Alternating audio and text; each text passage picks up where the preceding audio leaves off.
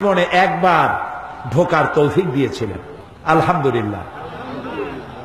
আমার চোখের সামনে অনেক রাজা বাদশা আমার চোখের সামনে ঢুকছে। জীবনে বহুবার আল্লাহ নিয়েছেন।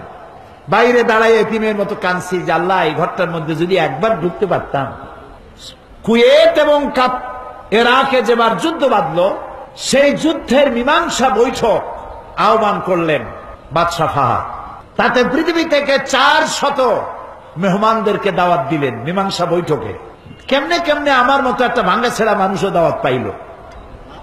আমি তখন যখন প্লেনে উঠেছি, তখন আমার মনের মধ্যে একটা চিন্তা হলো, সারা জীবন যে আশাটা করতেছিলাম আল্লাহ যদি এইবার এটা পুরো করতেন। আমাদেরকে হোটেলে নিয়ে জায়গা দেওয়া হলো। এশার নামাজের পর একটা ব্রিফ কেস দিল সমস্ত মেহমানদেরকে। ব্রিফ কেসের ভিতরে কাবা শরীফের গেলাপ পাইলাম, আতর পাইলাম, জায়নামাজ পাইলাম, আর পেলাম অনুষ্ঠান সূচি। অনুষ্ঠান সূচিতে লেখা 3 দিনের সমাপনী দিবস, 3 দিন কনফারেন্সের শেষ দিন, ওটা বৃহস্পতিবার দিবাগত রাত। শুক্রবার সকাল 7:30টায় মেহমানদের জন্য কাবা শরীফের দরজা খুলে দেওয়া হবে। আমি তো পড়িয়া আমার চোখে তখন পানি এসে গেছে।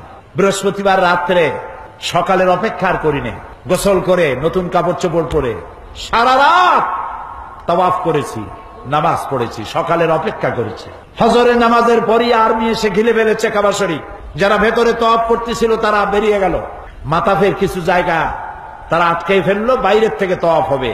কাবা শরীফের পাশটা খালি। প্লেনে ওঠার মতো বিরাট সিঁড়ি এসে হাজির হয়ে গেল। আমি তো সারা রাত থেকে তৈরি, আমার চিন্তা আমি আগে উঠবো, কিন্তু পারলাম না। তৎকালীন আজাদ কাশ্মীরের প্রেসিডেন্ট সর্দার আব্দুল কাইয়ুম উঠে পড়লেন আগে। 2 নম্বরে উঠলেন রাশিয়া এবং আফগানের যুদ্ধের নেতৃত্ব দিয়েছিলেন আব্দুর রব আস-সাইয়াফ আর-রাসূল। তিনি আফগান মুক্তিযুদ্ধের সর্বাধিনায়ক, তিনি উঠলেন। 3 নম্বরে আল্লাহ তারে গোলামকে চান্স করে দিলেন। ভিতরে ঢুকে তখন তো আর কাবা একদিকে নাই, চারোদিকে কাবা। চারোদিকে দুরাকাত নামাজ পড়ে আল্লাহর ঘরের মাঝখানে সেজদায় পড়ে গেলাম। প্রায় আধা ঘন্টা জনমের মতো কাঁদলাম। যা মনে আসলো বলতে থাকলাম। হঠাৎ আমার মনে চিন্তা আসলো, আমি বুঝি অন্যান্য মেহমানদের উপরে জুলুম করতেছি, কারণ এই ঘরের মধ্যে 20-22 জনের বেশি লোক ধরে না। তো আমরা যত দেরি করব তাদের উঠতে তত দেরি হবে। তাড়াতাড়ি উঠলাম। আমি দাঁড়িয়ে দেখি আমার পাশে দাঁড়ানো রাজশাহী বিশ্ববিদ্যালয়ের প্রাক্তন ভাইস চ্যান্সেলর মরহুম ডক্টর M.A. বারী। বুড়া মানুষ, সাদা দাড়ি, চোখ দিয়া বদনার নালের মতো পানি পড়ছে, দাড়ি ভিজে ভিজে পড়ছে। আমাকে আঙ্গুল দিয়ে দেখালেন কাবার দরজার দিকে। আমার চোখ গিয়ে পড়লো কাবার দরজার উপরে, যেখানে উনি আঙ্গুল দিয়ে দেখালেন সেখানে লেখা আছে ওয়াকালা রাব্বুকুম উদউনি আস্তাজিব লাকুম। তোমার রব তোমাকে বলছে আমারে ডাকো, আমি ডাকের সাড়া দেব। আমি আবারও কানলাম, আল্লাহ আমার কাম আমি করছি, এবার জবাব দেওয়ার মালিক তো তুমি। আল্লাহুম্মা লা তারুদ্দানা খাইবিন।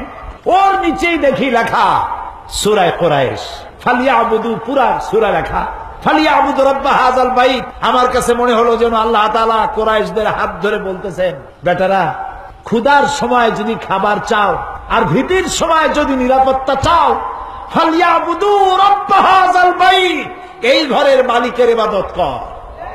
কোন ঘর? বাইতুল্লাহ। বন্ধুরা, আমাদের সকলের প্রাণপ্রিয় হুজুর দেলোয়ার হোসেন সাঈদী এখন আর আমাদের মাঝে বেঁচে নেই। তো চলুন আমরা সকলে তার জন্য একটু প্রাণ খুলে দোয়া করি। হে আল্লাহ, আমাদের সকলের প্রাণপ্রিয় হুজুর দেলোয়ার হোসেন সাঈদীর কবরটাকে জান্নাতে পরিণত করে দিন, আমিন।